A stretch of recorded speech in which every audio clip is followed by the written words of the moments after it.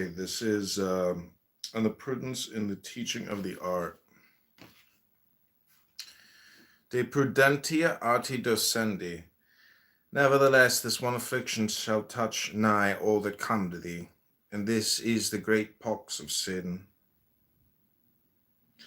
That is our bane inherited of the eon of slain gods. Look then first of all, when any postulant boweth before thee, whether there be not conflict and restriction in his mind and in his will, if he deem good and evil to be absolute instead of as relative to the health of his body, or the weal of the society of which he is a member, or what not as it may be, instruct him.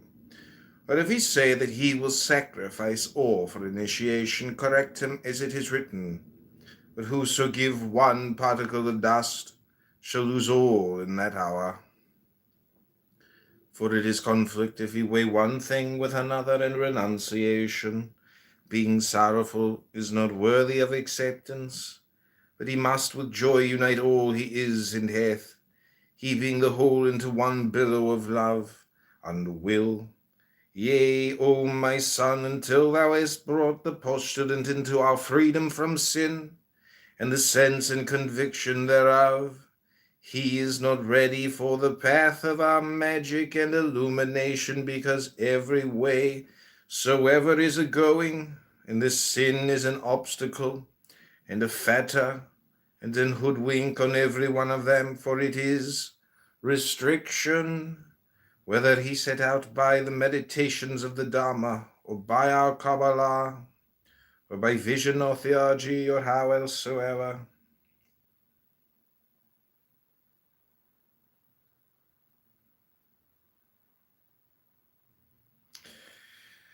And the mind, enemy of the soul, de mente imica animo.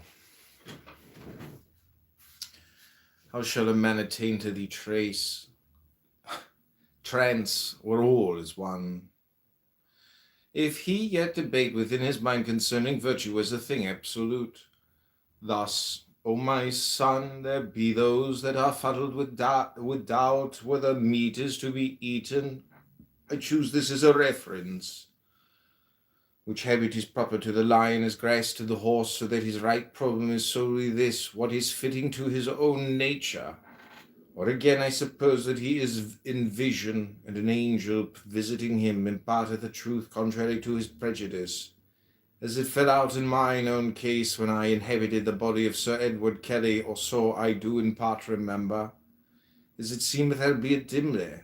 This nevertheless is sure, or the learned Casaubon, publishing the record of that word with the magician Dee, saith falsely, that an angel did declare unto Kelly the very axiomata of our law of Thelema, in good measure and plainly, but Dee, afflicted by the fixity of his tenets, that one of the slave gods was wroth, and by his authority prevailed upon the other, who was indeed not wholly perfected as an instrument, or the world ready for that sowing.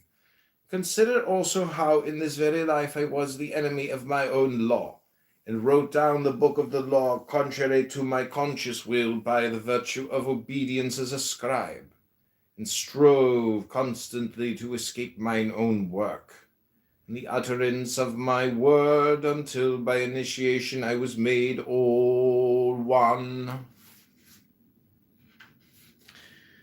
On different works of the illuminators, De Illuminatorum Operibus Diversis.